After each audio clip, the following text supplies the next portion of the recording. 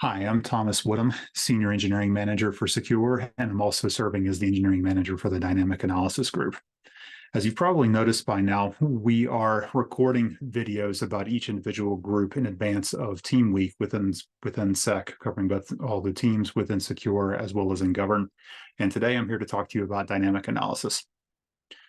So for each group, we're talking about priorities, challenges, and things we're particularly proud of. And so starting with priorities, there is in the handbook a page that lists all of the priorities that we have within dynamic analysis. And I'll make sure that we include a link to that page within this video's description.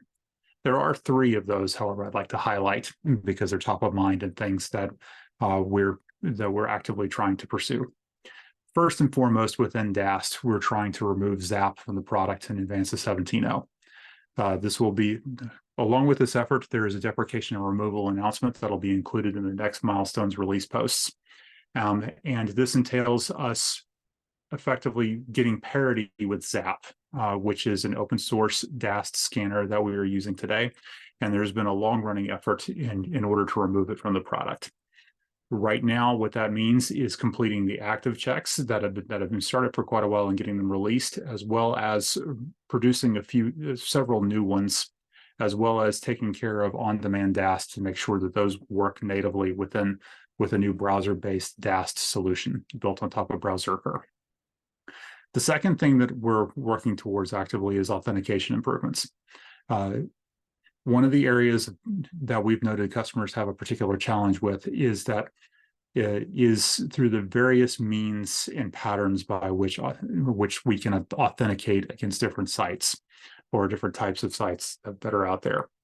As a result of this realization, there has been an epic that has been spun up capturing different classes of authentication by which we historically have struggled. And these are things that we're looking to provide better support.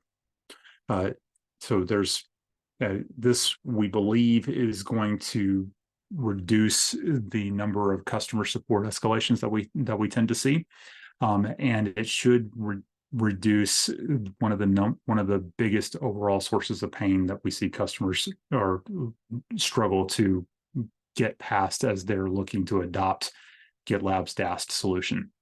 Which leads me to the third priority, and that's to reduce onboarding friction that our customers are having at this moment. This can be a result of improvements to the product offering itself, but mostly this is going to result in improvements to the documentation that we have for DAST as well as API security. There has been an effort done within Secure to figure out a standard format that we want to see documentation happen for all of our feature categories. And this has been trialed within dependency scanning. And we're going to continue that trial within dynamic analysis for both DAST and API security. That is going to see a reorganization of our documentation that is going to be focused on onboarding, configuration, and troubleshooting. Not that we're not going to be removing content, but we want to emphasize different things. And we want to organize it in such a way that we can speak to specific use cases that commonly come up in customer support requests for help. This is leading me to when we move beyond priorities and start thinking about challenges, there's two that I want to highlight. The first of which is one that we were just speaking about. It has to do with these requests for help. The solutions that we have produced thus far for DAST in particular, and also within API security, do require customers that have a relatively high degree of technical maturity in that they have to be providing us things like an open API spec, or it has to be using GraphQL as an API paradigm itself. And also with browser-based DAST, there is a good bit of hand-holding that we do not do in order to help onboard and to continue to use the solutions that we have. And because we require such a high degree of technical maturity, it leads to a fairly high number of requests for help that come directly to the engineering team. And each one of those requests for help will require a high amount of effort in order for us to troubleshoot what is actually occurring. So any efforts that this produces a challenge because it is a tremendous source of unplanned work for the team, which is impeding our ability to achieve the priorities that we were just talking about. So any effort that we do to reduce this challenge results in increased velocity that we can have as a team in achieving our own ambitions. The second challenge that I want to talk about has to do with the nature of how we've implemented both DAST and API security, namely in that they use differing tech stacks.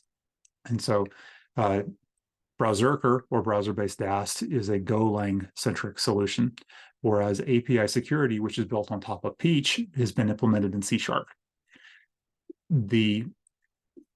This has created a situation where there is a high cognitive load required of engineers within the section or within this group if they are expected to or are going to contribute to both of these solutions. It is a long-term challenge. It is one that we are aware of, and it is something that we are currently working through, though it is something that I wanted to make sure that we highlight just because it is something that we struggle with. Moving on to the last section I want to talk about things I'm proud of. And so this is, there's a lot that this team has done and has worked its way through over the course of this past year that I'm exceptionally proud of. Though there's three that have been quite impressive to me, and I want to highlight here.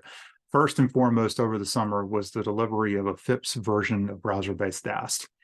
This was something that we needed to have, and it was something that we needed to have over the summer when we had very few engineers working at this at that particular time within dynamic analysis, and it's something that the team realized, rallied together to find this to find the path forward to deliver this, and then work together to project when we would have it, and then deliver it ahead of schedule. It was a fantastic thing to observe and to be a part of, and I'm proud that we have delivered it so that it can be included in upcoming objectives that we have for the larger organization within GitLab. The second thing that I'm really proud of is the momentum that has been built behind the delivery of active checks for Browserker. This momentum that has been achieved lately with the delivery of several active checks that have just been waiting for verification and delivery has been fantastic in that it's enabling us to more accurately project when we will be able to remove ZAP from the DAST product that we have today. And to the point where we're extremely confident that we're going to be able to deliver it in advance of 17.0, and is what's led to us to going ahead and announcing the deprecation and removal notice for it about 6 to 7 months in advance. And the final thing that I'm really, really happy for us to see is the fact that we've noticed the amount of unplanned work that we are dealing with, and that has led to a strong focus on better enabling customer support. And that's led to the focus that we've talked about as far as onboarding with them. It has led to us to take a hard look at our documentation and seeing and recognizing patterns for these requests for help and seeing what we could include that would have avoided these escalations in the requests in the first place. And I'm bullish that is going to have a positive impact on it, and is going to result in not only us as a team and as a cross-functional group being more efficient as we work together, but it's also going to lead to a much better and smoother experience for our customers as well. So with that being said, it's been a really, really good year within dynamic analysis. It's not one that hasn't been with its challenges, but where we are ending the year on, I think, is extremely positive. And I'm really looking forward to where we're going to be going in 2024. And I'm really looking forward to us achieving the goals that we put forward. So with that being said, I hope everybody's having a wonderful team week and team days, and hope you have a good rest of your year. We'll talk soon. See ya.